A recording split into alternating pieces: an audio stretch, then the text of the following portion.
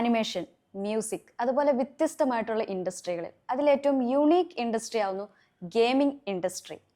So gaming ഇൻഡസ്ട്രിയെ കുറിച്ച് നമുക്ക് കൂടുതൽ വിവരങ്ങൾ അറിയാം. അതിനു മുമ്പ് myself I am Amalendu Elizabeth, associate governance executive of Malgar entertainments. ഇന്ന് ഗെയിമിംഗ് ഇൻഡസ്ട്രിയുടെ കരിയർ സാധ്യതകൾ, എന്താണ് ഇൻഡസ്ട്രി എന്ന് നിങ്ങൾക്ക് വളരെ വ്യക്തമായി സംസാരിക്കുന്ന നമ്മളോടൊപ്പം ഉള്ളത് one of the best expert in the industry, mister Ranjith P K, the CEO of Malgar entertainment. Film industry, അതുപോലെ മ്യൂസിക് ഇൻഡസ്ട്രി, ആനിമേഷൻ, ഇതിനേക്കാളൊക്കെ വ്യാപ്തിയാണ് ഗെയിമിംഗ് ഇൻഡസ്ട്രി എന്ന് കേൾക്കുന്നു. എന്താണ് ഇതിൻ്റെ യാഥാർത്ഥ്യം? ഫിലിം ഇൻഡസ്ട്രി മാത്രമല്ല, നമ്മുടെ ഗെയിമിംഗ് ഇൻഡസ്ട്രി എന്ന് പറയുമ്പോൾ നമ്മുടെ music industry and film industry combine ചെയ്ത് വെച്ചാൽ പോലും ഗെയിമിംഗ് ഇൻഡസ്ട്രിയുടെ അത്ര വരില്ല. അങ്ങനെ പറയുമ്പോൾ പല ഗെയിംസിൻ്റെയും ബഡ്ജറ്റ് എന്ന് പറയുന്നത് ഇപ്പോൾ പല വലിയ ഹോളിവുഡ് സിനിമാസിനേക്കാളും കൂടുതലാണ് അതിൻ്റെ ബഡ്ജറ്റ് തന്നെ. അപ്പോൾ അതിൻ്റെ റവന്യൂ നമ്മൾ നോക്കുകയാണെങ്കിൽ നമുക്കിപ്പോൾ അവതാറാണ് ഹോളിവുഡിലെ one of the best movies എന്ന് പറയാനായിട്ട്. അതിൻ്റെ റവന്യൂ എനിക്ക് തോന്നുന്നത് ഏകദേശം $3 ബില്യൺ എന്താണ്. അതേസമയം 2013 റിലീസ് ചെയ്തൊരു ഗെയിമുണ്ട് GTA 5 എന്ന് പറയുന്നത്. ആ ഗെയിം ഏകദേശം ഇപ്പോൾ 2026 ഏകദേശം ഇത്രയും ടൈം സ്പാനായിട്ടും ഇപ്പോഴും അത് 8 ബില്യൺ പ്ലസ് ജനറേറ്റ് ചെയ്തുകൊണ്ടിരിക്കുകയാണ്. അപ്പോൾ ഗെയിമിംഗ് ഇൻഡസ്ട്രി എന്ന് പറയുന്നത് മ്യൂസിക് ഇൻഡസ്ട്രിയും ആൻഡ് ഫിലിം ഇൻഡസ്ട്രി കമ്പൈൻ ചെയ്താൽ പോലും ഗെയിമിംഗ് ഇൻഡസ്ട്രി റവന്യൂ ജനറേറ്റ് ചെയ്യുന്ന റവന്യൂവിൻ്റെ അത്രയും എത്തുകയില്ല. അതിൻ്റെ ബഡ്ജറ്റ് ആണെങ്കിലും അതിന് മേലെ തന്നെയാണ് നിൽക്കുന്നത്. സാർ, ഇപ്പോൾ സപ്പോസ് ഒരു ഗെയിം ഡെവലപ്പർ ആകാൻ മസ്റ്റായിട്ടും ഒരു വിദ്യാർത്ഥി കമ്പ്യൂട്ടർ സയൻസ് തന്നെ ബേസിക്കായി പഠിക്കണമെന്നുണ്ടോ? അല്ലെങ്കിൽ ഏത് ഫീൽഡിൽ നിന്നും വരുന്ന ഒരാൾക്ക് പഠിക്കാൻ സാധിക്കുന്ന ഒന്നാണോ ഗെയിം ഡെവലപ്മെൻറ്റ്? മറ്റ് വേറെ സ്ട്രീമിൽ നിന്ന് വരുന്ന ആൾക്കാർക്കും ഗെയിം ഡെവലപ്മെൻറ്റ് ചെയ്യാം. ഇതിൻ്റെ കോർ എന്താണെന്ന് വെച്ചാൽ നമുക്ക് ലോജിക്കൽ തിങ്കിങ്. ഇപ്പോൾ ഗെയിം ഡെവലപ്മെൻറ്റ് എന്ന് പറയുന്നത് ഒരു എഞ്ചിനീയറിംഗ് സൈഡാണ്, ആർട്ട് സൈഡല്ല. അപ്പോൾ ക്രിയേറ്റിവിറ്റി വേണം. എന്നിരുന്നാലും ഏറ്റവും കൂടുതൽ നമുക്ക് വേണ്ടത് ലോജിക്കൽ തിങ്കിങ് പവറാണ്. ഓക്കെ, കാരണം ഇത് കമ്പ്യൂട്ടർ പ്രോഗ്രാമിംഗ് ആണ്. ഇപ്പോൾ അമലേന്ദു ശ്രദ്ധിച്ചിട്ടുണ്ടാവും, നല്ലൊരു സോഫ്റ്റ്വെയർ എഞ്ചിനീയർ ആവണമെങ്കിൽ നല്ല രീതിക്ക് അവന് മാത്തമാറ്റിക്സ് അറിയണം, അല്ലെങ്കിൽ എന്താ പറയുക ലോജിക്കൽ തിങ്കിങ് പവർ. ഇപ്പോൾ അമലേന്ദു പണ്ട് ഈ സ്കോളർഷിപ്പിൻ്റെ ഒക്കെ സമയത്ത് ആപ്റ്റിറ്റ്യൂഡ് ടെസ്റ്റുകൾ എഴുതിയിട്ടുണ്ടാവും. ഓക്കെ, അതൊരു ലോജിക്കൽ തിങ്കിങ് പവർ. അതായത് 2+3 എന്നുള്ളത് നമ്മൾ പഠിക്കുമ്പോൾ 4+3 എന്നുള്ളത് നമ്മൾ ഉത്തരം പറയാൻ പറ്റുന്നത് നമ്മൾ ലോജിക്കലി തിങ്ക് ചെയ്യാണ്ടാണ്, അല്ലേ? അപ്പോൾ ഇതേപോലെ കോംപ്ലിക്കേറ്റഡ് ആയിട്ട് ലോജിക്കലി തിങ്ക് ചെയ്യാൻ പറ്റുന്ന ആൾക്കാർക്ക് സുഖമായിട്ട്, അതായത് ഇപ്പോൾ ഇങ്ങനെ കമ്പ്യൂട്ടർ സയൻസ് ആവണമെന്നൊന്നുമില്ല, അങ്ങനെ ഒരു സ്ട്രീം ഇതൊന്നുമില്ല. ഇപ്പോൾ BCom പഠിച്ച ആൾക്കാരടക്കം ഗെയിം ഡെവലപ്പേഴ്സായ കഥകളുണ്ട്. ഇപ്പോൾ ഞാൻ പഠിപ്പിച്ച ആൾക്കാരെല്ലാം ഞാൻ മെൻറ്ററായിട്ടുള്ള ആൾക്കാർ പലരും അങ്ങനെ BCom. ഇപ്പോൾ ഞാൻ അങ്ങനെ പറയുമ്പോൾ ഞാനിപ്പോൾ ഒരു എക്സാമ്പിൾ പറഞ്ഞുതരാം. ഞാൻ മെൻറ്ററായിട്ടുള്ള ഒരാളുണ്ടായിരുന്നു. അയാൾ ITA കഴിഞ്ഞിട്ട് വർക്ക്ഷോപ്പിൽ ജോലി ചെയ്തിരുന്ന ഒരാളാണ്, ലോക്കൽ വർക്ക്ഷോപ്പിൽ ജോലി ചെയ്തിരുന്നത്. അവൻ ആ പാഷൻ്റെ പുറത്ത് ഇത് പഠിക്കാൻ വന്ന് അവനത് പഠിച്ചെടുത്ത് ഇപ്പോൾ നല്ല രീതിക്ക് ഓരോ സ്ഥലങ്ങളിൽ ഒരു സ്ഥലത്ത് വർക്ക് ചെയ്യുന്നതുകൊണ്ട് അവൻ സ്വന്തമായിട്ട് ഒരു ഗെയിം ഡെവലപ്പ് ചെയ്തിട്ട് പ്ലേ സ്റ്റോറിലിട്ട് അതിന് റവന്യൂ ജനറേറ്റ് ചെയ്യുന്ന ഒരാളാണ്. അപ്പോൾ സ്ട്രീമല്ല ഇതിൽ കാര്യം. ഒരിക്കലും കമ്പ്യൂട്ടർ സയൻസ് ബാക്ക്ഗ്രൗണ്ട് ഉണ്ടാവണം എന്നുള്ളത് ഒരിക്കലുമില്ല. നമുക്ക് ലോജിക്കലി തിങ്ക് ചെയ്യാനുള്ള പവർ ഉണ്ടോ, അല്ലെങ്കിൽ ആ ഒരു ക്യാപ്പബിലിറ്റി ഉണ്ടോ, ലോജിക്കൽ സോൾവിങ് പ്രോബ്ലം സ്കില്ലുണ്ടോ, ഇങ്ങനെയാണെങ്കിൽ അവർക്ക് തീർച്ചയായും ഗെയിമിംഗ് ഇൻഡസ്ട്രിയിലേക്ക് വരാം. സർ, ഇപ്പം നിരവധി ഇൻസ്റ്റിറ്റ്യൂട്ടുകൾ ഗെയിം ഡെവലപ്മെൻറ്റ് കോഴ്സുകൾ ഓഫർ ചെയ്യുന്നുണ്ട്. അപ്പോൾ ഇതിൽ നല്ലത്, ഏറ്റവും ക്വാളിറ്റി ഇൻസ്റ്റിറ്റ്യൂട്ട് നമുക്ക് എങ്ങനെ തിരഞ്ഞെടുക്കാൻ സാധിക്കും? നല്ലത് എന്ന് പറയുമ്പോൾ ഇപ്പം ഞാൻ നോക്കുമ്പോഴും നമുക്ക് കേരളത്തിൽ തന്നെ കുറച്ചധികം ഇൻസ്റ്റിറ്റ്യൂട്ട് ഉണ്ട് ഗെയിം ഡെവലപ്മെൻറ്റ് പഠിപ്പിക്കുന്നത്. എപ്പോഴും നമ്മൾ എന്താണെന്ന് വെച്ച് കഴിഞ്ഞാൽ സ്വന്തമായിട്ട് പ്രൊഡക്ഷനുള്ള കമ്പനികളെ ചൂസ് ചെയ്യാം. ഓക്കെ, അവർക്കൊന്നുകൂടി പ്രൊഡക്ഷൻ ലെവലിൽ നിങ്ങളെ സഹായിക്കാൻ കഴിയും. പിന്നെ വേറൊരു കാര്യം ഞാൻ പ്രത്യേകം പറഞ്ഞപ്പോൾ ഇൻ ജനറലൈസ് പറയുകയാണെങ്കിൽ നിങ്ങളൊരു കാര്യം ശ്രദ്ധിച്ചാൽ, നിങ്ങൾ ഒരു പഠനത്തിൻ്റെ സമയത്ത് നിങ്ങൾ ട്യൂഷന് പോവുകയാണെന്ന് കരുതുക. ഓക്കെ, നിങ്ങൾ ഒരു മാഷ് അല്ലെങ്കിൽ റിട്ടയർഡ് ആയിട്ടൊരു മാഷ് നടത്തുന്ന ട്യൂഷൻ സെൻ്ററാണ് ചൂസ് ചെയ്യുന്നതും പക്ക ഒരു ബിസിനസ് റിലേറ്റഡ് ആയിട്ടുള്ള ട്യൂഷൻ സെൻ്റർ ചൂസ് ചെയ്യുന്ന വ്യത്യാസം ഉണ്ടാവും, അല്ലേ? ഇത് ഉണ്ടാവില്ലേ? അതായത് ക്വാളിറ്റിയിൽ വ്യത്യാസം ഉണ്ടാവും. അവിടെ ഒന്നുകൂടി ഓർഗനൈസ്ഡ് ആയിട്ടോ അല്ലെങ്കിൽ സിസ്റ്റമാറ്റിക് ആയിട്ടോ പഠിപ്പിക്കുക. മറ്റവർക്ക് അവർ കറക്റ്റ് ഒരു ബിസിനസ്, അവർക്ക് എങ്ങനെയെങ്കിലും നിങ്ങൾക്കൊരു പാസ് പെർസെൻറ്റേജ് കിട്ടിയാൽ മതി എന്നുള്ള രീതിയിലുള്ള ട്യൂഷൻ സെൻ്റർ ആയിരിക്കും. അതുപോലെ തന്നെ നിങ്ങൾ ഗെയിമിംഗ് ഇൻസ്റ്റിറ്റ്യൂട്ട് സെലക്ട് ചെയ്യുമ്പോഴും ഇൻഹൗസ് പ്രൊഡക്ഷനുള്ള കമ്പനീസ് സെലക്ട് ചെയ്യും. ഓക്കെ, പിന്നെ അതിൻ്റെ ആരൊക്കെയാണ് അവിടെ പഠിപ്പിക്കുന്നതെന്നുള്ള പ്രത്യേകം നോക്കാം. ഓക്കെ, ഇപ്പോൾ ഞാൻ കണ്ടിട്ട് പല ഇൻസ്റ്റിറ്റ്യൂട്ടും നല്ല രീതിക്ക് മെൻറ്റർഷിപ്പ് തരാമെന്നൊക്കെ പറഞ്ഞിട്ട് 1 വർഷം 6 മാസമൊക്കെ എക്സ്പീരിയൻസ് ഉള്ള ആൾക്കാരെ വെച്ച് പഠിപ്പിക്കുന്നുണ്ട്. അതിന് പകരം നിങ്ങൾ അവിടെ ചേരുന്നതിന് മുന്നേ ആരെയാണ് നിങ്ങളെ പഠിപ്പിക്കുന്നത് എന്നുള്ളത് കൃത്യമായിട്ട് ചെക്ക് ചെയ്ത് നോക്കുക, അല്ലെങ്കിൽ അന്വേഷിച്ച് നോക്കുക എത്ര വർഷം എക്സ്പീരിയൻസ് ഉള്ള ആളാണ്. പിന്നെ ഈ പറയുന്ന ഇൻസ്റ്റിറ്റ്യൂട്ടിന് ഇൻഹൗസ് ഒരു ഡെവലപ്മെൻറ്റ് അല്ലെങ്കിൽ പ്രൊഡക്ഷനുള്ള കമ്പനിയാണ്. അപ്പോൾ നിങ്ങൾക്ക് ഓഗ്മെൻറ്റഡ് റിയാലിറ്റി അല്ലെങ്കിൽ എക്സ്റ്റൻഡഡ് റിയാലിറ്റി ഒക്കെ പഠിക്കാൻ താല്പര്യം എന്ന് വെച്ച് കഴിഞ്ഞാൽ അവർ ഇൻഹൗസായിട്ട് എന്ത് ചെയ്തിട്ടുണ്ട് അത് നോക്കുക. കാരണം നിങ്ങൾ ഇവിടെ ഒരു പ്രൊഫഷണൽ സ്കില്ല് ഡെവലപ്പ് ചെയ്യാനാണ് വരുന്നത്, അല്ലേ? അങ്ങനെയുള്ള ഇൻസ്റ്റിറ്റ്യൂട്ടിൽ നിങ്ങൾ പ്രൊഫഷണൽ സ്കില്ല് ഡെവലപ്പ് ചെയ്യാൻ വേണ്ടിയിട്ടാണ് പോകുന്നത്. അപ്പോൾ അവരെത്രത്തോളം പ്രൊഫഷണലാണ്, അവർക്ക് എത്രത്തോളം സ്വന്തമായിട്ട് അവർ ഡെവലപ്പ് ചെയ്യുന്നുണ്ട് എന്നുള്ളത് നിങ്ങൾ പ്രത്യേകം നോക്കും. ഗെയിം ഡെവലപ്മെൻറ്റ് അത് ഓൺലൈൻ കോഴ്സായി മാത്രം പഠിച്ചാൽ മതിയോ? അല്ലെങ്കിൽ suppose bachelor degree, master degree അങ്ങനെയുള്ള കോഴ്സുകൾ ഇതിന് ആവശ്യമാണോ? ഓൺലൈൻ കോഴ്സ് കൊണ്ട് തന്നെ എത്രത്തോളം ഇത് നമുക്ക് പോസിബിൾ ആക്കാൻ പറ്റും? ഞാൻ നേരത്തെ പറഞ്ഞ പോലെ തന്നെ ഇവിടെ ഒരുപാട് ഡിഗ്രീസോ അല്ലെങ്കിൽ ഒരുപാട് മാർക്കോ അല്ല ആവശ്യം. ഇവിടെ സ്കില്ലാണ്. ഇപ്പം നേരത്തെ പറഞ്ഞ പോലെ ഒന്നില്ലെങ്കിൽ ലോജിക്കൽ റീസണിങ് സ്കില്ല് അല്ലെങ്കിൽ ക്രിയേറ്റീവ് തിങ്കിങ് സ്കില്ല്. അപ്പോൾ ക്രിയേറ്റീവ് തിങ്കിങ് സ്കില്ലുള്ള ഒരാൾക്ക് എന്താ പറയുക, എന്തായാലും ഗെയിമിൻ്റെ ക്രിയേറ്റീവ് സൈഡിൽ, അതായത് ആർട്ടിസ്റ്റായിട്ടോ ലെവൽ ഡിസൈനറായിട്ടോ അല്ലെങ്കിൽ ഗെയിം ഡിസൈനറായിട്ടൊക്കെ വർക്ക് ചെയ്യാം. ഇനി ലോജിക്കൽ റീസണിങ് സ്കില്ലാണെന്നുണ്ടെങ്കിൽ ഞാൻ എപ്പോഴും ഒരു എന്താ പറയുക എഞ്ചിനീയറിംഗ് സൈഡിൽ വർക്ക് ചെയ്യാം. ഓക്കെ, ഇത് രണ്ടും പഠിച്ചെടുക്കാനായിട്ട് നമ്മൾ കോളേജിൽ ഡിഗ്രി എടുക്കണം എന്നൊന്നുമില്ല. അത് അവന് സ്വന്തമായിട്ട് അതിനൊരു സ്വതസിദ്ധമായൊരു കഴിവുണ്ടെങ്കിൽ അവൻ ഓൺലൈനിൽ അതൊന്ന് ഡെവലപ്പ് ചെയ്തെടുത്താൽ മാത്രം മതി. അതിന് ഇന്നത്തെ സമയത്ത് ഒരുപാട് ഓൺലൈൻ ഓഫ്ലൈൻ കോഴ്സസും ഉണ്ട്. ഇപ്പോൾ ഞാൻ പറഞ്ഞല്ലോ, നേരത്തെ പറഞ്ഞ പോലെ തന്നെ ഡിഗ്രി അല്ല കാര്യം, നമ്മൾ എവിടുന്ന് പഠിക്കുന്നു, നമ്മുടെ സ്കില്ല് എവിടുന്ന് ബ്രഷപ്പ് ചെയ്യുന്നു എന്നുള്ളതും നമ്മുടെ എത്രത്തോളം സ്കില്ല് ഡെവലപ്പ് ചെയ്യുന്നുള്ളതിലാണ് കാര്യം. ഗെയിം ഡെവലപ്മെൻറ്റ് പഠിക്കുന്നതിൽ മാത്തമാറ്റിക്സ്, കോഡിംഗ് ഇത് വളരെ ഡിഫിക്കൽട്ടായിട്ടുള്ളൊരു കാര്യമാണോ? അല്ലെങ്കിൽ ഒരു ആവറേജ് സ്റ്റുഡൻറ്റിന് എങ്ങനെ നമുക്ക് ഈ ഒരു കരിയറിലേക്ക് വരാൻ പറ്റും? അല്ലെങ്കിൽ എങ്ങനെ he can manage this? Maths coding എന്നുള്ളതല്ല, ലോജിക്കൽ റീസണിങ് സ്കില്ലാണ് വേണ്ടത്. ഓക്കെ, മാത്സും ശരിക്കും നല്ല ലോജിക്കൽ റീസണിങ് സ്കില്ലുള്ളവന് ആണെങ്കിൽ അവൻ ഓട്ടോമാറ്റിക്കലി മാത്തമാറ്റിക്സും ഫിസിക്സും അവൻ അറിയുന്നുണ്ടായിരിക്കും. ഓക്കെ, അപ്പോൾ ഇതൊരിക്കലും ഒരു മാത്സ് ഫിസിക്സ് എന്നുള്ള ഒരു അതിൽ അഗ്രഗണ്യരായിട്ടുള്ളവർക്ക് മാത്രമേ ഗെയിം ഡെവലപ്പ് ചെയ്യാൻ പറ്റുള്ളൂ എന്നുള്ളൊരു സംഭവമല്ല. അവന് നല്ല രീതിക്ക് ലോജിക്കൽ റീസണിങ് സ്കില്ലുണ്ടോ അവനിത് പുഷ്പം പോലെ പഠിച്ചെടുക്കാം. ഓക്കെ, അല്ലെങ്കിൽ അതിൽ എനിക്ക് മാത്തമാറ്റിക്സിൽ 100 ഔട്ട് ഓഫ് 100. ഇപ്പോൾ എൻ്റെ കേസ് എടുക്കുകയാണെങ്കിൽ ഞാൻ എഞ്ചിനീയറിംഗ് കംപ്ലീറ്റ് ചെയ്തതാണ്. ഇലക്ട്രോണിക്സ് ആൻഡ് ടെലികമ്മ്യൂണിക്കേഷനാണ് ഞാൻ പഠിച്ചത്. എനിക്ക് ഏറ്റവും മോശം സബ്ജക്റ്റ് മാത്തമാറ്റിക്സ് ആയിരുന്നു. ഓക്കെ, ഞാൻ എങ്ങനെയൊക്കെയോ പാസ്സായതാണ് മാത്തമാറ്റിക്സ് ഒക്കെ. അപ്പോൾ അവിടെ എനിക്കുണ്ടായിരുന്ന സ്കില്ല് എന്ന് വെച്ചാൽ ലോജിക്കൽ റീസണിങ് സ്കില്ല് ഉണ്ടായിരുന്നു. ഈ മാത്തമാറ്റിക്സ് ചെയ്യുമ്പോൾ ലോജിക്കൽ റീസണിങ് സ്കില്ല് ഉണ്ടായിരുന്നു എനിക്ക്. അതായത് മാത്തമാറ്റിക്സ് എനിക്കത് അത്രയും കുറവ് ഞാൻ ശ്രദ്ധിക്കാത്തതുകൊണ്ട് മാത്രമാണ്. അപ്പോൾ പലരും അങ്ങനെ ശ്രദ്ധിക്കാതെ വിട്ട സബ്ജക്ട്സായി മാത്തമാറ്റിക്സ്, ഫിസിക്സ്. പക്ഷേ അവന് നല്ല രീതിക്ക് അവർ ലോജിക്കൽ റീസണിങ് സ്കില്ല് ഉണ്ടായിരിക്കും. അങ്ങനെയുള്ളവർക്ക് ധൈര്യമായിട്ട് കയറി പോരാം ഗെയിമിംഗ് ഇൻഡസ്ട്രിയിലേക്ക്, അല്ലെങ്കിൽ ഗെയിം ഡെവലപ്പർ ആവാൻ. തീർച്ചയായും അവനൊരു ഗെയിം ഡെവലപ്പറായി മാറും. സാർ, ഇപ്പോൾ ഒരു ഫ്രഷറായി ഒരാൾ ഗെയിം ഡെവലപ്മെൻറ്റിലേക്ക് കയറുകയാണെങ്കിൽ എത്രത്തോളം ആയിരിക്കും ആ ഒരു വ്യക്തിയുടെ ഓപ്പർച്യൂണിറ്റി?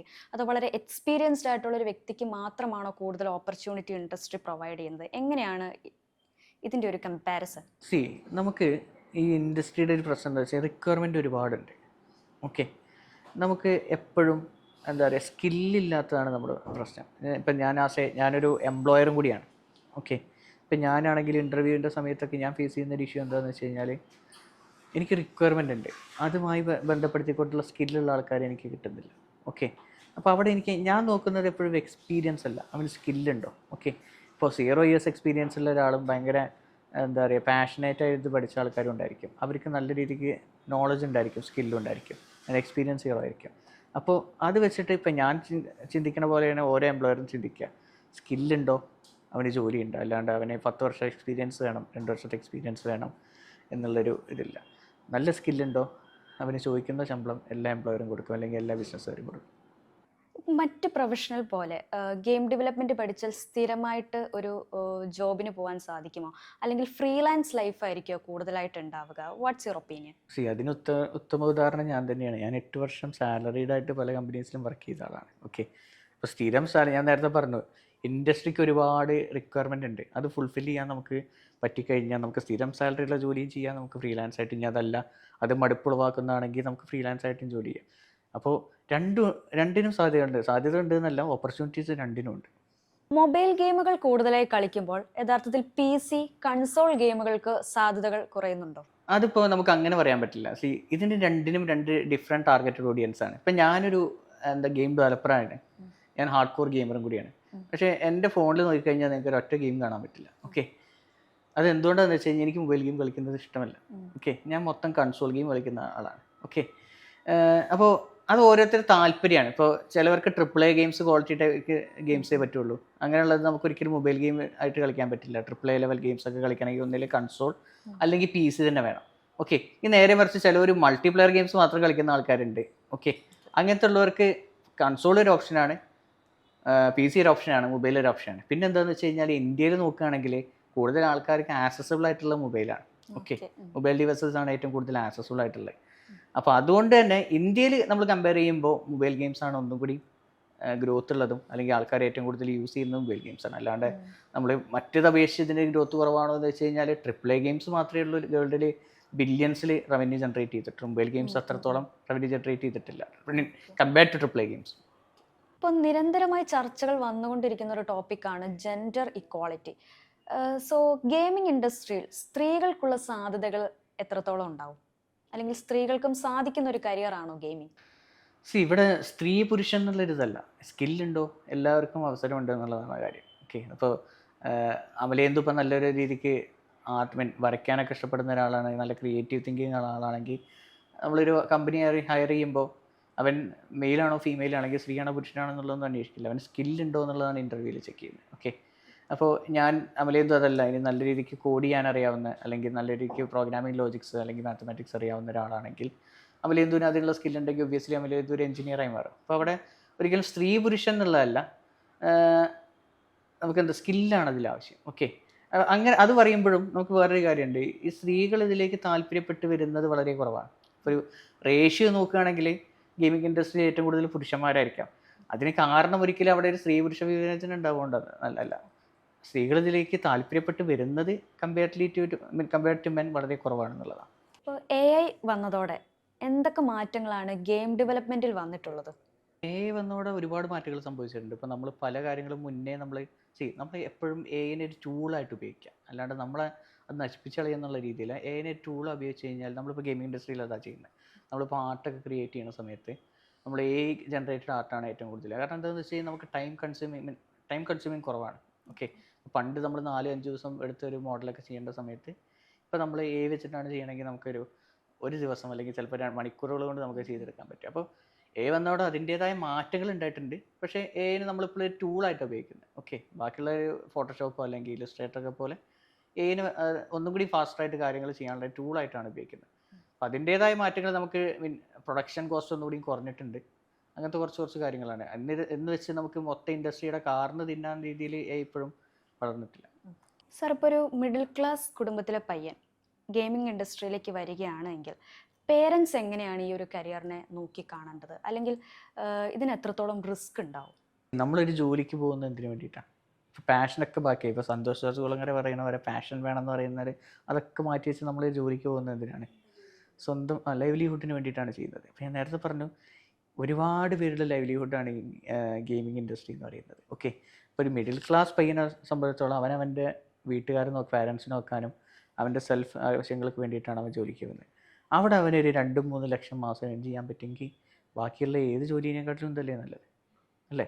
കൂടുതൽ അവന് ഗെയിമിംഗ് ഇൻഡസ്ട്രി അല്ലെങ്കിൽ ഗെയിം കളിക്കുന്ന ആളാണെങ്കിൽ അവന് ഒന്നുകൂടി പാഷനേറ്റ് ആയിട്ടിരിക്കും. പാഷനെ പ്രൊഫഷനാക്കുമ്പോൾ നമുക്കൊന്നും കൂടി വിരസത പറയും. ഓക്കെ, ഒരു ഒരു മിഡിൽ ക്ലാസ് ഫാമിലിയാണ് എന്ന് കരുതിയിട്ട് അവന് ഗെയിമിംഗ് ഇൻഡസ്ട്രിയിൽ അപ്രാപ്യമാണെന്നുള്ളത് ചിന്തിക്കുന്നതിലൊന്നും ഒരു കാര്യമില്ല. മിഡിൽ ക്ലാസ് ഫാമിലി എപ്പോഴും ചിന്തിക്കേണ്ടത് എന്താണെന്ന് വെച്ച് കഴിഞ്ഞാൽ എങ്ങനെ കൂടുതൽ ഏൺ ചെയ്യാനുള്ളത്. അപ്പോൾ അതിന് ഏറ്റവും വലിയ ഉദാഹരണം ഞാനൊരു മിഡിൽ ക്ലാസ് ഫാമിലിയിൽ നിന്ന് വരുന്ന ഒരാളാണ്. ഓക്കെ, എനിക്ക് ഇപ്പോൾ എത്രയും ഏൺ ചെയ്യാൻ പറ്റി എന്നുണ്ടെങ്കിൽ നിങ്ങൾക്ക് ഓരോരുത്തർക്കും അത് പറ്റും. ഗെയിമിംഗ് അങ്ങനെ ഒരു മോശം ഇൻഡസ്ട്രി അല്ല. ഇപ്പോൾ ഗെയിം ഡെവലപ്മെൻറ്റ് പഠിച്ച ഒരാൾ സ്വന്തമായി ഒരു ഗെയിം ഉണ്ടാക്കി അത് പ്ലേ സ്റ്റോറിൽ ഇടുന്നത് ആക്ച്വലി റിയലിസ്റ്റിക് ആയിട്ടുള്ളൊരു കാര്യമാണോ, അല്ലെങ്കിൽ സിനിമ പോലെ ഒരു ഡ്രീമി ആയിട്ടുള്ളൊരു കാര്യമായിരിക്കും അത്? സാറിന് എന്ത് തോന്നുന്നു? സിനിമ എങ്ങനെയാണ്? നമുക്കൊരു സിനിമ വിജയിക്കണമെങ്കിൽ നല്ല കോണ്ടൻറ്റ് വേണം, അല്ലേ? ഒരു യൂട്യൂബ് ചാനൽ വിജയിക്കണമെങ്കിൽ നല്ല കോണ്ടൻറ്റ് വേണം. അതുപോലെ തന്നെയാണ് പ്ലേ സ്റ്റോറിൽ ഗെയിം റിലീസ് ചെയ്യുന്നത്. ആൾക്കാർക്ക് ഇഷ്ടപ്പെടുന്ന അല്ലെങ്കിൽ ആൾക്കാരെ പിടിച്ചിരുത്തുന്ന, ആൾക്കാർക്ക് ഒരു വോ ഫാക്ടർ ഉണ്ടാക്കേണ്ട ഗെയിമാണെങ്കിൽ ഉറപ്പായും അത് രക്ഷപ്പെടും, അല്ലെങ്കിൽ നല്ല റവന്യൂ ജനറേറ്റ് ചെയ്യും. അല്ലെങ്കിൽ നമ്മൾ പേരിന് വേണ്ടിയിട്ടാണ് ഓക്കെ ഞാനൊരു പ്ലേ സ്റ്റോറിൽ ഒരു ഗെയിം റിലീസ് ചെയ്യാം, നാളെ തൊട്ട് എനിക്ക് ക്യാഷ് വരും എന്ന് പറഞ്ഞു കഴിഞ്ഞാൽ വരില്ല. ഇപ്പോൾ യൂട്യൂബ് ചാനലാണെങ്കിലും അങ്ങനെ തന്നെയാണ്. നമ്മൾ നല്ല കോണ്ടൻറ്റ്, ആൾക്കാർക്ക് ഇഷ്ടപ്പെടുന്ന കോണ്ടൻറ്റ് ഇട്ട് കഴിഞ്ഞാൽ അതൊരു 10 അല്ലെങ്കിൽ ലക്ഷങ്ങൾ കാണും. അപ്പോൾ നമുക്ക് റവന്യൂ ജനറേറ്റ് ആവും, അല്ലേ? അപ്പോൾ ഒരു ഗെയിം ഇൻസ്റ്റാൾ ചെയ്യുന്ന ഒരാൾക്കും അവനവിടെ എൻ്റർടൈൻമെൻറ്റ് കിട്ടണം. അപ്പോൾ നിങ്ങൾ ഒരു ഗെയിം ഡെവലപ്മെൻറ്റ് എടുത്തു നല്ലൊരു ഐഡിയയിൽ അത് റിലീസ് ചെയ്തിട്ട് നിങ്ങൾക്ക് റവന്യൂ ജനറേറ്റ് ചെയ്യാം, അത് ആൾക്കാർക്ക് ഇഷ്ടപ്പെട്ട് കഴിഞ്ഞാൽ. അല്ലെങ്കിൽ അത് അവർ റിലീസ് ചെയ്ത പോലെ തന്നെ ഇരിക്കും. അപ്പോൾ ഞാൻ പറഞ്ഞല്ലോ, ഇതൊരു ഡ്രീമല്ല, എന്ത് കോണ്ടൻ്റ് ആണെന്നുള്ളതിലാണ് കാര്യം. നല്ല കോണ്ടൻ്റ് ഉണ്ടോ നിങ്ങൾക്ക് നല്ല രീതിക്ക് റവന്യൂ ജനറേറ്റ് ചെയ്യാം. ഇന്ത്യയിലൊരു ബിഗിനർ ലെവൽ ഗെയിം ഡെവലപ്പറിന് സാലറി റേഞ്ച് എത്രത്തോളം ഉണ്ടാവും? ഇപ്പോൾ ഇന്ത്യയിലൊരു ബിഗിനർ ഗെയിം ഡെവലപ്പർക്ക് ഏകദേശം ഒരു മന്ത്ലി സാലറി പറയാം. ഓക്കെ, മന്ത്ലി സാലറി പറയുമ്പോൾ നമുക്കൊരു 35 and above മന്ത്ലി സാലറി സ്റ്റാർട്ടിങ്ങിൽ നമുക്ക് ഫ്രഷർ എന്നുള്ള നിലയ്ക്ക് ഏൺ ചെയ്യാം. ഇപ്പോൾ ഞാൻ കണ്ടിട്ട് പല ഇൻസ്റ്റിറ്റ്യൂട്ടും ലക്ഷങ്ങൾ നിങ്ങൾക്ക് സാലറി ആദ്യം തന്നെ വാങ്ങാം എന്നുള്ളത് പറയുന്നത്. ഓക്കെ, അങ്ങനെയല്ല. നമുക്ക് റിയലിസ്റ്റിക് ആയിട്ട് പറയുകയാണെങ്കിൽ 35 എബോവ് നമുക്ക് ഇനീഷ്യലി സാലറി നമുക്ക് ഏൺ ചെയ്യാം. ഓക്കെ, ഇനി അവനതൊന്ന് എക്സ്പീരിയൻസ്ഡ് ആയി കഴിഞ്ഞ് കഴിഞ്ഞാൽ അവനത് പിന്നീട് അത് ലക്ഷങ്ങളായി മാറും. ഓക്കെ, ഇനീഷ്യലി ഇപ്പോൾ നമുക്ക് ഞാൻ പറഞ്ഞില്ല, അപ്പോഴും നമുക്ക് നല്ല സ്കില്ലുണ്ടെങ്കിൽ ആദ്യം തന്നെ നമുക്ക് 60 1 ലക്ഷം രൂപയ്ക്ക് വാങ്ങാൻ സാധിക്കും. അവരുടെ സ്കില്ലിനാണ് അപ്പോഴും പ്രാധാന്യം. അല്ലാണ്ട് നേരത്തെ പറഞ്ഞ ഒരു ഫ്രഷറാണെന്ന് കരുതി അല്ലെങ്കിൽ എനിക്ക് എക്സ്പീരിയൻസ് ആയി കഴിഞ്ഞ് കഴിഞ്ഞാൽ ചോദിക്കുന്ന രീതിയിൽ എനിക്ക് സാലറി വാങ്ങാം. ഓക്കെ, ഇപ്പോൾ എൻ്റെ പല സുഹൃത്തുക്കളും പുറത്ത് വർക്ക് ചെയ്യുന്നു, ഇന്ത്യയിൽ വർക്ക് ചെയ്യുന്നതൊക്കെ മാസം ഏകദേശം 2 ലക്ഷം രൂപയോളം ശമ്പളം വാങ്ങുന്ന ആൾക്കാരെ എൻ്റെ സുഹൃത്ത് വലയങ്ങളിൽ തന്നെ ഉണ്ട്. അപ്പോൾ ഒരു സാലറി റേഞ്ച് പറഞ്ഞാൽ ഇനീഷ്യലി നമുക്കൊരു 35,000 പ്ലസ് ടു 50,000 ഏൺ ചെയ്യാം ഇന്ത്യയിൽ. അത് പിന്നെ നമുക്കൊരു ഒരു 3-4 വർഷമാകുമ്പോൾ നമ്മൾ സീനിയർ ഡെവലപ്പറായി മാറിക്കഴിഞ്ഞു. സീനിയർ ഡെവലപ്പറാകുമ്പോൾ നമുക്കൊരു 1 ലക്ഷം 1.5 ലക്ഷം രൂപയ്ക്ക് മന്ത്ലി സാലറി ആണ് ചെയ്യും. ഇനി ഇന്ത്യക്ക് പുറത്താണെങ്കിൽ അവിടെ എപ്പോഴും ഞാൻ പറഞ്ഞല്ലോ, അവിടെ ഒന്നും കൂടിയും ഡിമാൻഡ് കൂടുതലല്ല, നമുക്ക് ഏണിങ്സ് കൂടുതലാണ്. അപ്പോൾ അവിടെ നമുക്ക് ഇപ്പോൾ എൻ്റെ ഒരു സുഹൃത്തുണ്ട്, പുള്ളി ഗെയിം ഫീൽഡിലാണ്, ഗെയിം ഡെവലപ്പറാണ്. പുള്ളി കാനഡയിലാണ് വർക്ക് ചെയ്യുന്നത്. പുള്ളി ഏകദേശം എനിക്ക് എന്നോട് പറഞ്ഞതനുസരിച്ച് പുള്ളിക്ക് ഒരു മാസത്തെ ശമ്പളം എന്ന് പറയുന്നത് ഏകദേശം 22 ലക്ഷം രൂപയോളം. അപ്പോൾ ഇതിനനുസരിച്ച് പുള്ളിയുടെ ലൈഫ് സ്റ്റൈൽ ചേഞ്ച് ചെയ്തു, പല മാറ്റങ്ങളും പുള്ളിയുടെ ലൈഫിലും ഉണ്ടായി. ആക്ച്വലി ഗെയിമിംഗ് ഇൻഡസ്ട്രിക്ക് ഇന്ത്യയിൽ എത്രത്തോളം ഡെവലപ്മെന്റ് ഉണ്ട്? ഇത് സിറ്റീസിൽ മാത്രം ഒതുങ്ങിക്കൂടുന്ന ഒരു കാര്യമായി മാറുന്നുണ്ടോ? തീർച്ചയായും അല്ല. കാരണം ഇപ്പോൾ റീസെൻ്റ്ലി ഉള്ള ബഡ്ജറ്റ്, ഈ union budget, Indian budget, central government budget Amalendu ശ്രദ്ധിച്ചിരുന്നു? അതിൽ ഓറഞ്ച് ഇൻഡസ്ട്രിക്ക് പ്രയോറിറ്റൈസ് ചെയ്തിട്ടൊരു പോളിസി ഇറക്കിയിരുന്നു. ഈ ഓറഞ്ച് ഇൻഡസ്ട്രി എന്ന് പറയുന്നത് AVG ഇൻഡസ്ട്രി തന്നെയാണ് ഓറഞ്ച് ഇൻഡസ്ട്രി എന്ന് പറയുന്നത്. ഓക്കെ, അവിടെ ആനിമേഷൻ വരും, ഗെയിമിംഗ് വരും, ഈ ഒരു എല്ലാ സെക്ടറും വരും. ആനിമേഷൻ, ഗെയിമിംഗ്, XR, കോമിക്സ്, പിന്നെ ഈ കോണ്ടന്റ് ക്രിയേഷൻ, ഇതൊക്കെ അതിനൊരു ബൂസ്റ്റ് നൽകുന്ന രീതിയിൽ ഒരു പോളിസിയാണ് ഇപ്പോൾ സെൻട്രൽ ഗവൺമെൻറ് പ്രഖ്യാപിച്ചിരിക്കുന്നത്.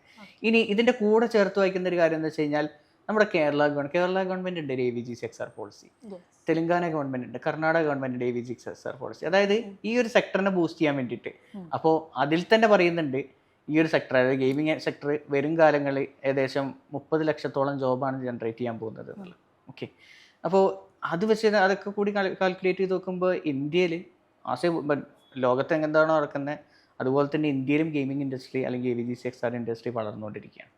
ഇപ്പോൾ പലപ്പോഴും നമ്മുടെ പേരൻസ് കുട്ടികളെ റെസ്ട്രിക്റ്റ് ചെയ്യുന്ന ഒരു കാര്യമാണ് ഈ ഗെയിം കളിക്കുന്നത്. അപ്പോൾ ഇത് ഗെയിം കളിക്കുന്നത് ഒരു ടൈം വേസ്റ്റേജ് ആണെന്ന് പറയപ്പെടുന്നത്. എങ്ങനെയാണ് ഇതിൽ നിന്നൊരു കരിയർ ബിൽഡ് ചെയ്യാൻ നമുക്ക് സാധിക്കുക? അമലേന്ദു സിനിമയൊക്കെ ഒരുപാട് വാച്ച് ചെയ്യാറുണ്ട്. തീർച്ചയായും. അമലേന്ദു ഒരു എക്സാമിന്റെ സമയത്ത് നിന്ന് സിനിമ വാച്ച് ചെയ്യുകയാണെങ്കിൽ എന്തായിരിക്കും അമലേന്ദുയുടെ എൻ്റെ പാരൻസിന്റെ പ്രതികരണം? എങ്ങനെയാണ്?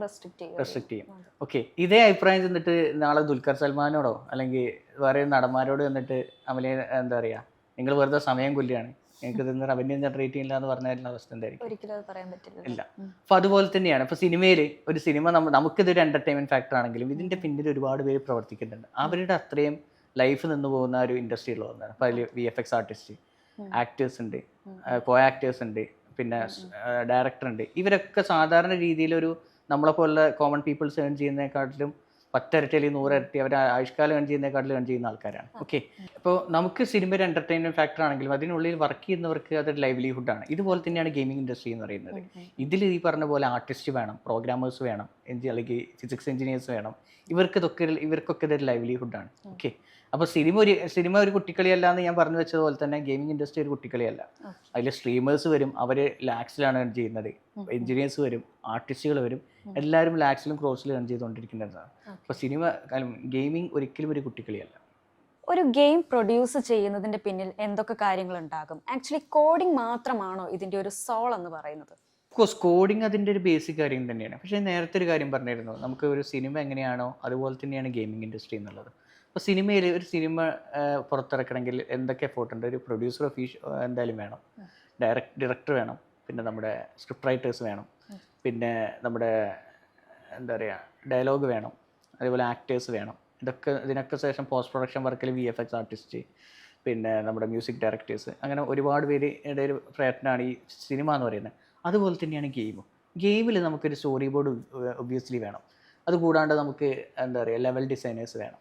ചിലപ്പോൾ ഒരു സ്റ്റോറി ബേസ്ഡ് ഗെയിം ആണെങ്കിൽ അതിന് കൃത്യമായിട്ട് സ്ക്രിപ്റ്റ് ഉണ്ടായിരിക്കും, ആ സ്റ്റോറി അല്ലെങ്കിൽ സിനിമാറ്റിക്സ് ഡയറക്റ്റ് ചെയ്യാനായിട്ട് ഒരാളുണ്ടായിരിക്കും.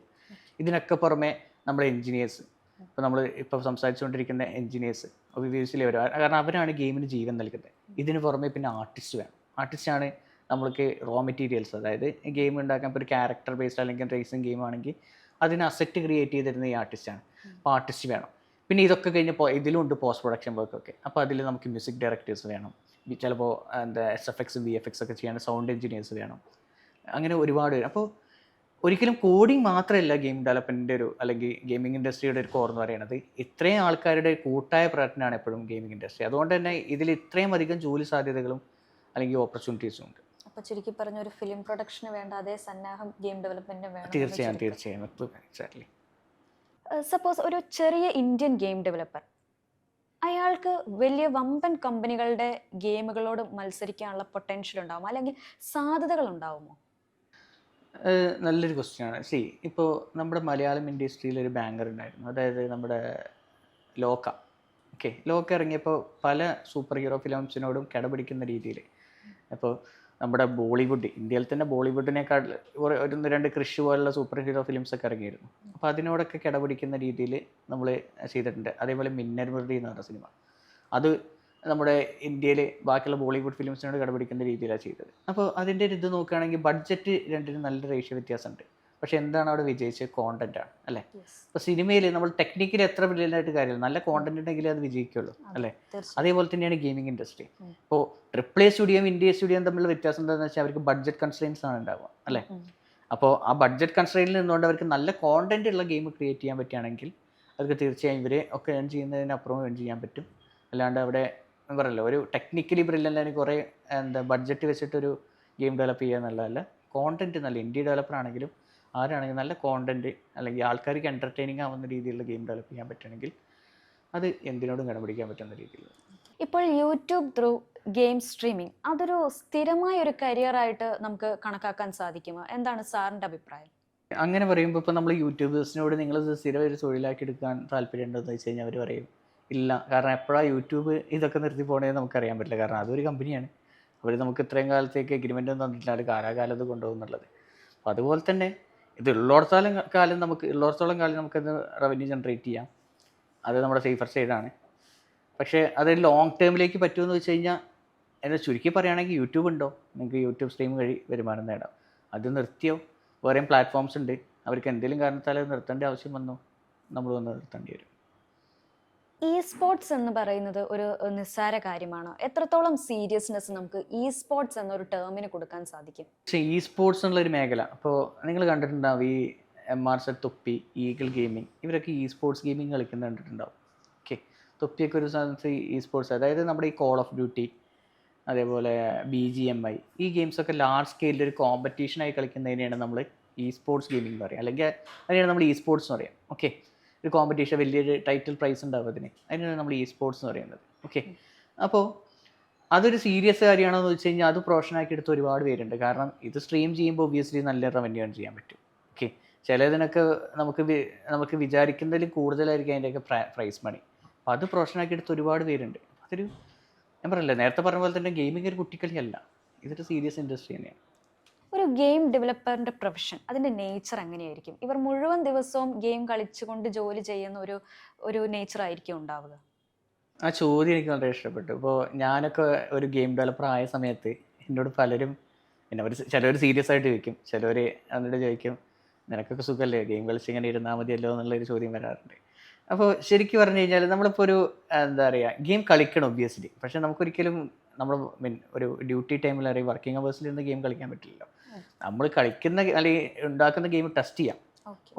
അത് മാത്രമാണ് ഇതിൽ. അല്ലാണ്ട് 24 മണിക്കൂറും ഒരു ഗെയിം ഡെവലപ്പർ ആയി കഴിഞ്ഞ് 24 മണിക്കൂർ ഗെയിം കളിക്കണമെന്നില്ല. പിന്നെ ഒബ്വിയസ്ലി അവൻ ഗെയിം കളിക്കണം. കാരണം ഒരു ഡെവലപ്പർ ഒരാൾക്കൊരു സാധനം ആസ്വദിക്കാൻ അറിയെങ്കിലേ ഉള്ളൂ അതുപോലെ സാധനം ക്രിയേറ്റ് ചെയ്യാൻ പറ്റുക. ഒബ്വിയസ്ലി അവൻ ഗെയിം കളിക്കണം എന്ന് വെച്ചിട്ട് 24 മണിക്കൂർ അവൻ ഗെയിം കളിക്കുക എന്നുള്ളൊരു കോൺസെപ്റ്റ് ഇല്ല. അവനവൻ്റെ വർക്ക് ഉണ്ടാവും, വർക്ക് റിലേറ്റഡ് ആയിട്ട് ചിലപ്പോൾ കളിക്കുക, അല്ലെങ്കിൽ ടെസ്റ്റ് ചെയ്യാനായിട്ടോ അങ്ങനെ എന്തെങ്കിലുമൊക്കെ. അല്ലാത്ത പക്ഷം അവനവൻ്റെ ഫ്രീ അവേഴ്സിൽ നോക്കി മാത്രമേ അവൻ ഗെയിം കളിക്കുള്ളൂ. ഇപ്പോൾ ഓഗ്മെന്റഡ് റിയാലിറ്റി, വെർച്വൽ റിയാലിറ്റി എപ്പോഴും ഇപ്പം വളരെ റീസെൻ്റായി നമ്മൾ കേൾക്കുന്ന ടേമുകളാണ്. സോ ഇതൊരു ഫ്യൂച്ചറാണോ? What about AR and VR in future sector? ഈ ഒരു ക്വസ്റ്റ്യനുള്ള ഒരു മറുപടി എന്ന് വെച്ച് കഴിഞ്ഞാൽ, എന്ത് ടെക്നോളജി ആദ്യം വരുമ്പോഴും അത് ഗെയിമിംഗ് ഇൻഡസ്ട്രിയിലാണ് പരീക്ഷിക്കുക. ഇപ്പോൾ VR ആണെങ്കിലും AR ആണെങ്കിലും എൻഡ് ഓഫ് ദ ഡേ അതൊരു ഗെയിമിന് വേണ്ടി ഉണ്ടാക്കിയൊരു സംഭവമല്ല. ഓക്കെ. അല്ലാതെ ഒരുപാട് യൂസ് കേസ് ഉണ്ട്. അത് ഗെയിമിലേക്ക് ഇൻഡ്യൂസ് ചെയ്തു എന്നുള്ളതേ ഉള്ളൂ. ഓക്കെ. അപ്പോൾ അത് ഫ്യൂച്ചർ ആണോ എന്ന് ചോദിച്ചു കഴിഞ്ഞാൽ ഇപ്പോൾ പല രീതിക്ക് നമുക്ക് ഗെയിം കളിക്കാം. അപ്പോൾ നേരത്തെ പറഞ്ഞ പോലെ കൺസോൾ പി സി എന്നൊക്കെ പറയുന്ന പോലത്തെ ഇതൊരു എന്താ പറയുക ഒരു പ്ലാറ്റ്ഫോമാണ് വി ആർ എന്നൊക്കെ പറയുന്നത്. അത് ഉപയോഗിക്കുന്ന ആൾക്കാരും ഉണ്ടായിരിക്കാം, ഉപയോഗിക്കാത്തവരുണ്ട്. ഇനി ഇതിൽ വേറെ കോൺട്രഡിക്ഷൻ വരുന്നത് എന്താണെന്ന് വെച്ച് കഴിഞ്ഞാൽ അൺലൈക്ക് മൊബൈൽ ആൻഡ് കൺസോൾ അത് നമുക്ക് ഓൺ ദ ഗോ അല്ലെങ്കിൽ എവിടെയെങ്കിലും ഇരുന്ന് കളിക്കാൻ പറ്റും. പക്ഷേ വി ആർ ഹെഡ്സെറ്റ് എന്ന് പറയുന്ന ഒരു ഗെയിം കളിക്കുമ്പോൾ അല്ലെങ്കിൽ ഓഗ്മെൻറ്റഡ് റിയാലിറ്റി ഗെയിം കളിക്കുമ്പോൾ അതിന് കുറച്ച് ലിമിറ്റേഷൻസ് ഉണ്ട്. ലിമിറ്റേഷൻ ഇൻ ദ സെൻസ് ഇപ്പോൾ ഒരു വി ആർ ഗെയിം നമ്മൾ കൺസിഡർ ചെയ്യാം. ഓക്കെ, ഒരു 20 മിനിറ്റ് അല്ലെങ്കിൽ അരമണിക്കൂർ കൂടുതൽ അത് യൂസ് ചെയ്ത് ഗെയിം കളിച്ച് കഴിഞ്ഞാൽ ആൾക്ക് ഭയങ്കര മെൻ്റൽ ഡിസിനസ്സും പിന്നെ വൊമിറ്റിംഗ് ടെൻഡൻസി ഒക്കെ ഉണ്ടാവും. അപ്പം അങ്ങനെ പ്രൊലോങ്ഡ് യൂസ് ഇതിന് സാധ്യമാവാത്തോളത്തോളം കാലം ഇത് അങ്ങനെ വലിയൊരു ഫ്യൂച്ചർ ആവാൻ സാധ്യതയില്ല. പക്ഷേ compare to the other one ഇതിനൊന്നുകൂടി എൻ്റർടൈൻമെൻറ്റ് വാല്യൂ കൂടുതലാണ്, ഒന്നുകൂടി ഇമ്മേഴ്സീവാണ്. സർ, ഇപ്പോൾ വളരെ നന്നായി ടെക്നോളജി ഇവോൾവ് ചെയ്തുകൊണ്ടിരിക്കുകയായിരുന്നു, വളരെ റാപ്പിഡായിട്ട്. സോ ഈ ഗെയിമിംഗ് ഇൻഡസ്ട്രി അടുത്ത 10 വർഷത്തിനുള്ളിൽ ഗെയിമിംഗ് ഇൻഡസ്ട്രിയുടെ ഒരു ഫ്യൂച്ചർ എങ്ങനെയായിരിക്കും? സാർ എങ്ങനെയാണ് അതിനെ ഒന്ന് നോക്കിക്കാണുന്നത്? അതായത് ഗെയിമിംഗ് ഇൻഡസ്ട്രി ഇപ്പോൾ ഒരു ജോബ് ഓപ്പർച്യൂണിറ്റി അല്ലെങ്കിൽ ബിസിനസ് ലെവലിൽ കാണുകയാണെങ്കിൽ ഗെയിമിംഗ് ഇൻഡസ്ട്രി ഇന്ത്യയിൽ നോക്കുകയാണെങ്കിൽ ഇപ്പോൾ ഈ ഒരു ഞാൻ പറഞ്ഞില്ല നേരത്തെ സെൻട്രൽ ഗവൺമെൻറ് ആണെങ്കിലും സ്റ്റേറ്റ് ഗവൺമെൻറ് ആണെങ്കിലും പല ഈ ഗെയിമിംഗ് ഇൻഡസ്ട്രീനൊക്കെ ബൂസ്റ്റ് ചെയ്യുന്ന രീതിയിലുള്ള പോളിസീസ് ഇൻട്രൊഡ്യൂസ് ചെയ്യുന്ന സമയമാണ്. അപ്പോൾ both in business perspective and എന്താ പറയുക കരിയർ പെർസ്പെക്റ്റീവിൽ നോക്കുകയാണെങ്കിൽ in the next 10 years it will be one of the biggest industry in India. Sir, ഇപ്പോൾ number of industries recession face ചെയ്തുകൊണ്ടിരിക്കുന്ന ഒരു കാലഘട്ടത്തിലൂടെയാണ് പോകുന്നത്. അപ്പോൾ ഗെയിമിംഗ് ഇൻഡസ്ട്രിയിലെ ജോബ് സെക്യൂരിറ്റി എത്രത്തോളം ഉണ്ട്? ഇപ്പോൾ സപ്പോസ് ഒരു പ്രോജക്റ്റ് തീർന്നാൽ അതോടുകൂടി ആ ഒരു സാധ്യത വ്യക്തിക്ക് ഇല്ലാതാവുക, അങ്ങനൊരു പ്രശ്നം ഗെയിമിംഗ് ഇൻഡസ്ട്രിക്ക് ഉണ്ടോ? ഒരിക്കലും ഇല്ല. കാരണം ഒരാൾ മാത്രമല്ല ഇവിടെ ഗെയിം ഡെവലപ്പ് ചെയ്യുന്നത്. പല ഇപ്പോൾ ഗെയിം ഡെവലപ്മെൻറ്റ് എന്നൊരു എൻ്റർടൈൻമെൻറ്റ് പർപ്പസിന് വേണ്ടി മാത്രമല്ല ഗെയിം ഉണ്ടാക്കുന്നത്. അത് ഒരു നമ്മുടെ പല പ്ലാറ്റ്ഫോംസിന് ഇപ്പോൾ കൊമേഴ്സ് പ്ലാറ്റ്ഫോംസ് ആണെങ്കിലും അല്ലെങ്കിൽ ഒരു ട്രെയിനിങ് പർപ്പസിനൊക്കെ വേണ്ടി ഗെയിംസ് യൂസ് ചെയ്യുന്നുണ്ട്. അല്ലെങ്കിൽ ഡിഫൻസ്, മിലിറ്ററി, പിന്നെ അതേപോലെയുള്ള നമ്മുടെ മെഡിക്കൽ പർപ്പസിനൊക്കെ സിമുലേഷൻസ് ഒക്കെ ക്രിയേറ്റ് ചെയ്യാൻ വേണ്ടി ഗെയിം എൻജിൻസ് അല്ലെങ്കിൽ ഗെയിമിംഗ് ടെക്നോളജി യൂസ് ചെയ്യുന്നുണ്ട്. ഓക്കെ, അപ്പോൾ നമ്മൾ എൻ്റർടൈൻമെൻറ്റ് മാത്രമല്ല ഇതിന് വാസ്റ്റ് ഏരിയ ഉണ്ട്. അപ്പോൾ ഒരു പ്രൊജക്റ്റ് തീർന്നു എന്ന് എഴുതിയിട്ട് വേറൊരാൾ ഗെയിം ഉണ്ടാക്കാതെ അല്ലെങ്കിൽ വേറൊരാൾക്കൊരു ഗെയിമിൻ്റെ ഒരു റിക്വയർമെൻറ്റ് വരാതിരിക്കുകയോ അല്ലെങ്കിൽ ഇപ്പോൾ നമ്മൾ നേരത്തെ പറഞ്ഞ പോലെ എന്തിനും ഒരു എൻഡില്ല. അത് എന്താ മീൻ ഓഡിയൻസ് ഡിമാൻഡ് ചെയ്യുന്നിടത്തോളം കാലം അതിനൊരു എൻഡില്ല. അപ്പോൾ ഈ അടുത്ത കാലത്തൊന്നും ഒരാൾക്കൊരു ഗെയിം കളിച്ചിട്ട് ഇനി മുതൽ ഞാൻ ഗെയിം കളിക്കുന്നില്ല എന്നുള്ളൊരു സിറ്റുവേഷൻ ഒന്നും വരില്ല. അങ്ങനെ ഇല്ലാത്തടത്തോളം കാലം ഒരു പ്രൊജക്റ്റ് കഴിയുമ്പോൾ അടുത്ത പ്രൊജക്റ്റ് ഇല്ല എന്നുള്ള സിറ്റുവേഷൻ വരാത്തടത്തോളം കാലം ആ ഒരു പ്രൊജക്റ്റ് കഴിയുമ്പോൾ എല്ലാവരെയും ഫയർ ചെയ്യാം, അങ്ങനെ ഒരു കോൺസെപ്റ്റ് ഒരിക്കലും ഉണ്ടാവില്ല. സർ, ഇപ്പോൾ ഇന്ത്യൻ മിത്തോളജി അല്ലെങ്കിൽ ഹിസ്റ്ററി, അപ്പം അതിനെ ബേസ് ചെയ്തൊക്കെ ഒരുപാട് ഗെയിമുകൾ വന്നാൽ ഗ്ലോബൽ മാർക്കറ്റിൽ അതിൻ്റെ സ്വീകാര്യത എത്രത്തോളം ആയിരിക്കും? തീർച്ചയായും. ഇപ്പോൾ റീസെൻ്റ്ലി അമലേന്ദു ഇപ്പോൾ ഗെയിമിംഗ് ഫോളോ ചെയ്യുന്ന ഒരാളാണെങ്കിൽ ഇപ്പോൾ റീസെൻ്റ്ലി മലയാളത്തിൽ തന്നെ ഉണ്ട് 2 ഗെയിമിംഗ് സ്റ്റുഡിയോസ്, ടെക്ക് എന്നൊക്കെ പറഞ്ഞിട്ട് കേരള കൾച്ചർ കേരള കൾച്ചറിനെ ബേസ് ചെയ്തിട്ടൊരു ഒരു ഗെയിം ക്രിയേറ്റ് ചെയ്തതാണ്. ഓക്കെ, ഇനി ഇത് കൂടാതെ തന്നെ ഇന്ത്യയിൽ നമ്മുടെ മഹാഭാരതമൊക്കെ ബേസ് ചെയ്തിട്ടും നമ്മുടെ കലിയുഗത്തിനൊക്കെ ബേസ് ചെയ്തിട്ടൊക്കെ ഒരുപാട് ഗെയിംസ് ഇറങ്ങുന്നുണ്ട്. സ്കോപ്പ് ഉണ്ടോ എന്ന് വെച്ച് കഴിഞ്ഞാൽ ഞാൻ പറഞ്ഞല്ലോ സിനിമയിൽ ഇതൊക്കെ സ്കോപ്പുള്ള ഏരിയാസ് തന്നെയാണ്. സിനിമയും ഗെയിമിംഗ് ഇൻഡസ്ട്രി ഏകദേശം ഒരേപോലെ തന്നെയാണ്. അതിൽ നമുക്കത് ചെയ്യാൻ പറ്റുമെങ്കിൽ ഇതിലും നല്ല സ്കോപ്പുള്ള ഏരിയാസാണ്. അത് ആൾക്കാർ ഇപ്പോൾ തിരിച്ചറിഞ്ഞ് ഇന്ത്യയിലെ ഗെയിമിംഗ് കമ്പനീസ് അല്ലെങ്കിൽ AAA ഡെവലപ്മെൻറ്റ് കമ്പനീസ് തിരിച്ചറിഞ്ഞ് അതിലേക്ക് ഇൻവെസ്റ്റ് ചെയ്യുന്നുണ്ട്. ഇപ്പോൾ AI വന്നതോടെ ഒരുപാട് ജോലികൾ അതായത് ഇല്ലാതാവുന്നു, വളരെ റാപ്പിഡായിട്ട് അത് ഇല്ലാതായിക്കൊണ്ടിരിക്കുന്ന ഒരു സാഹചര്യം. യഥാർത്ഥത്തിൽ ഗെയിം ഇൻഡസ്ട്രിയിൽ അങ്ങനൊരു പ്രശ്നം ഉണ്ടാവുമോ? സാറിന് എന്ത് തോന്നുന്നു? അതൊരു കൺസേൺ ആണ്. നമുക്കെപ്പോഴും AI വന്നു നമ്മുടെ ജോലി പോകുക എന്നുള്ളൊരു കൺസേൺ ആണ്. പക്ഷെ അങ്ങനെയുള്ള ആൾക്കാരോട് എനിക്ക് പറയാനുള്ളത് എന്താണെന്ന് വെച്ചാൽ AI ഒരു ടൂളായിട്ട് ഉപയോഗിക്കുക. അതായത് നിങ്ങൾ പണ്ട് ഒരു 10 മണിക്കൂർ കൊണ്ട് ചെയ്തിരുന്ന ഒരു സംഭവം നിങ്ങൾക്ക് ഈ ഒരു ടൂൾ ഉപയോഗിച്ചിട്ടൊരു 5 മണിക്കൂറാക്കി ചുരുക്കാൻ പറ്റിക്കഴിഞ്ഞാൽ ആ ടൂളിനെ മാസ്റ്റർ ചെയ്തിട്ട് അതൊരു 5 മണിക്കൂറാക്കി ചുരുക്കാൻ പറ്റിക്കഴിഞ്ഞാൽ അതാണ് ഏറ്റവും ബെസ്റ്റ്. അല്ലാണ്ട് ഇത് വെച്ചിട്ട് എൻ്റെ ജോലി പോയി അല്ലെങ്കിൽ എനിക്ക് ഇതിന് ഫ്യൂച്ചറില്ല എന്നുള്ള ചിന്തിക്കുന്നിടത്തല്ല, ഇതിനെങ്ങനെ നമുക്കൊരു ടൂളായി യൂസ് ചെയ്ത് നമുക്ക് എന്താ പറയുക പ്രൊഡക്റ്റീവ്നെസ് കൂട്ടാം എന്നുള്ളതാണ് നമുക്ക്. സർ, ഇപ്പോൾ +2 കഴിഞ്ഞ ഒരു വിദ്യാർത്ഥിക്ക് ഗെയിം ഡെവലപ്പർ ആവണമെങ്കിൽ ആ ഒരു വ്യക്തി മുന്നോട്ട് വയ്ക്കേണ്ട ഫസ്റ്റ് സ്റ്റെപ്പ് എന്തായിരിക്കും? അപ്പോൾ ഒരു +2കാരൻ ഒരു ഗെയിം ഡെവലപ്പർ ആവണമെന്നുണ്ടെങ്കിൽ ഞാൻ നേരത്തെ പറഞ്ഞ പോലെ തന്നെ നല്ലൊരു ഇൻസ്റ്റിറ്റ്യൂട്ട് തിരഞ്ഞെടുക്കുക. ഇതൊക്കെ വലിയ ബേസിക് സ്കില്ലുണ്ടെന്ന് മനസ്സിലാക്കി കഴിഞ്ഞാൽ നല്ലൊരു ഇൻസ്റ്റിറ്റ്യൂട്ട്, അതായത് നേരത്തെ ഞാൻ പറഞ്ഞ ക്രൈറ്റീരിയാസ് വെച്ചിട്ട്, അതായത് അവർ സ്വന്തമായിട്ട് ഇൻഹൗസ് ഡെവലപ്പ് ചെയ്യുന്നുണ്ടോ നോക്കുക, സ്വന്തമായി ടൈറ്റിൽസ് ഉണ്ടോ നോക്കുക, അവർ മെൻറ്റേഴ്സ് ആരൊക്കെയാണെന്ന് നോക്കുക. ഇതിനൊക്കെ ബേസ് ചെയ്ത് നല്ലൊരു ഇൻസ്റ്റിറ്റ്യൂട്ട് തിരഞ്ഞെടുത്തിട്ട് അതായത് ഓൺലൈനായിട്ടോ ഓഫ്ലൈനായിട്ടോ അത് പഠിച്ചെടുക്കുക.